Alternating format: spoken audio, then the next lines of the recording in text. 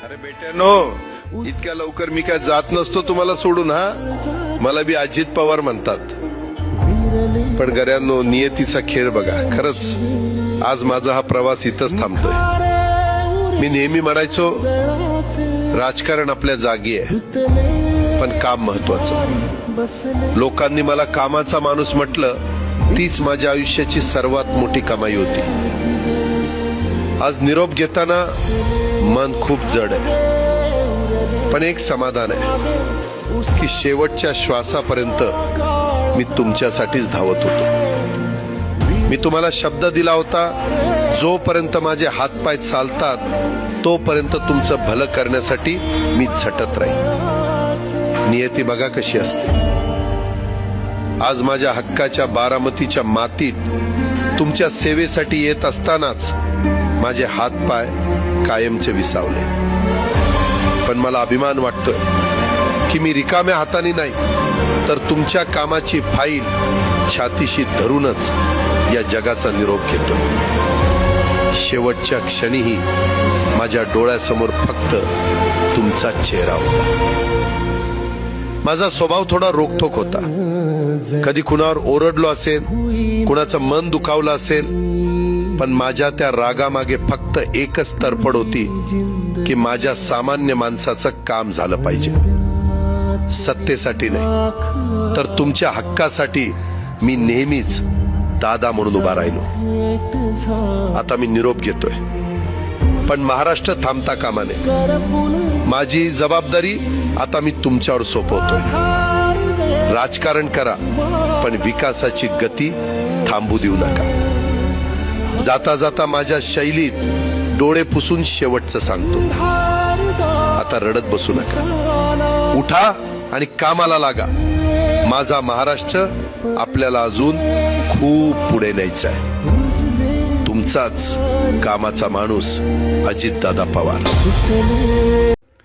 इथं आपण बघू शकताय दादांच्या विमानाचा अपघात नेमका कसा झाला. बघा, पहिल्यांदा विमान जे आलं ते डायरेक्ट पहिल्यांदा आलं, खाली त्याला दिसले नाही पट्टी, नंतर ते वरती गेलं, नंतर माघारी फिरून आलं, दुसऱ्यांदा आलं आणि आलं ते धावपट्टीच्या सुरुवातीच्या बाजूला ते आदळलं गेलं आणि ते डायरेक्ट तिथं त्याचे ॲक्सिडेंट झालेला आपल्याला इथं पाहायला मिळतो आहे व्हिडिओमध्ये. हा एक AI थ्रू केलेला हा व्हिडिओ आहे. याच्या संदर्भातली आपण इथं बातमी बघत आहोत की कसं नेमकं ते झालं आहे, कसं त्यांचा ॲक्सिडेंट झाला आहे. आणि काही रिअल फुटेजेसमध्ये तर असं निदर्शनास आलं आहे की जो विमान आहे तो हवेतच त्याचं म्हणजे तोल सुटला होता आणि तो डायरेक्ट जमिनीवरती येऊन आपटला गेलेला आहे. त्याला धावपट्टी ही दिसलेली नाही आहे. धावपट्टीच्या किनाऱ्यावरतीच ते जोरात आपटल्या गेल्यामुळं त्याला तिथं मोठे 3 ते 4 स्फोट झालेले आपल्याला पाहायला मिळत होते. आणि तिथल्या गावकरी, शेतकरी, तिथल्या बंधू भगिनींनी सुद्धा हे सांगितलं की भरपूर मोठा स्फोट झाला. आता इथं CCTV मध्ये बघू शकताय तुम्ही. बघा, हवेतच विमान तुम्हाला दिसतं आहे आणि हवेतच बघा ते आता आलं आहे.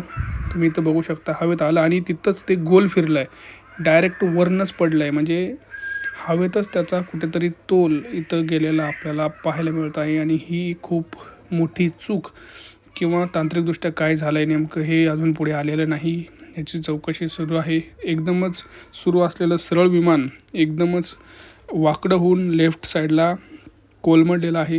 त्यांच्यासोबत जे त्यांचे सोबत बॉडीगार्ड होते, क्रूज होते, कॅप्टन्स होते, त्यांचासुद्धा याच्यामध्ये दुर्दैवी प्रकारे त्यांनी निरोप घेतलेला आहे. परंतु आपला कामाचा माणूस जो आहे, हक्काचा माणूस आहे, तो आज हरवलेला आहे. आपल्याला सोडून कायमचा हा देवाघरी गेलेला आहे. परंतु आता महाराष्ट्र हा पोरका झालेला आहे. लाडक्या बहिणींचा भाऊ हा कुठंतरी आता त्यांच्यासाठी नाही आहे. त्यांना ओवाळणी टाकणारा, प्रत्येक वेळेस लाडकी बहिणींसाठी काहीतरी नवीन करणारा, लाडक्या बहिणींसाठी, महिलांसाठी सक्षमीकरणासाठी झटत राहणारा नेता आज कुठंतरी आपल्यात दिसत नाही. आणि ही खूप मोठी बाब आहे. त्यांनी गावकऱ्यांनी स्वतः सांगितलं होतं की नेमकं घडलं काय. कारण सगळीकडे एकच प्रश्न होता, झालं कसं.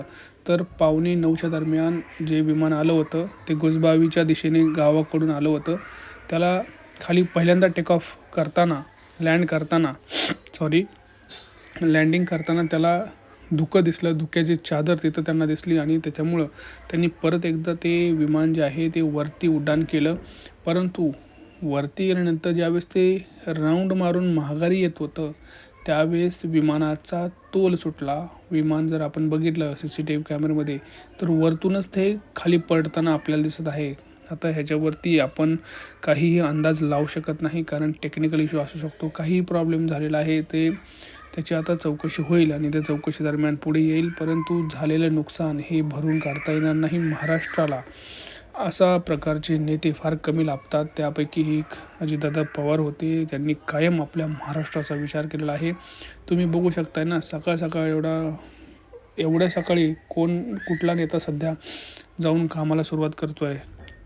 त्यांनी बारामतीच्या विकासासाठीच सकाळ सकाळी बारामतीत जाऊन तिथे त्यांचे आपण जर बघितलं ॲक्सिडेंट झाल्या ठिकाणी आपल्याला फाईल पाहायला मिळतात, वेगवेगळी कागदपत्र ही पाहायला मिळतात. तर तीच त्यांच्या कामाचा माणूस आहे ह्याची पोचपावती देणारे ते कागदपत्र सांगतात.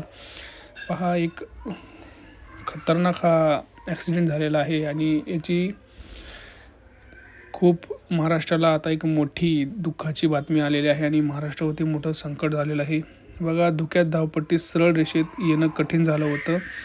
दुसरा लँडिंग प्रयत्न करण्यात आला. या दरम्यान पायलटने मे कॉल दिला. DGCA ही टेबल टॉप रनवे होते असं त्यांचं म्हणणं होतं. परंतु आता काही बोलून उपयोग नाही. आपले दादा तर आपल्यात नाही आहेत. परंतु आपण आता सर्वांनी त्यांचं स्वप्न जे आहे ते पूर्ण करायला हवं. महाराष्ट्राला पुन्हा एकदा यशाच्या शिखराकडे न्यायचं काम आपल्या सगळ्यांना करायचं आहे. त्यांनीसुद्धा AI द्वारे हाच संदेश दिलेला आहे की उठा मित्रांनो, कामाला लागा. काम तुमचं असं करा की महाराष्ट्राला पुढे घेऊन जा. आता याच्यामध्ये बोलण्यासारखं काहीच राहिलेलं नाही आहे, कारण महाराष्ट्राला याच्यापेक्षा मोठा सध्याचा कुठला धक्का हा दिलेला नाही. दादांची अकाली एक्झिट इथं आपल्याला न परवडणारी आहे, महाराष्ट्राला कधीही परवडणारी नाही आहे. भेटूया पुढच्या व्हिडिओ मित्रांनो. तोपर्यंत जय महाराष्ट्र.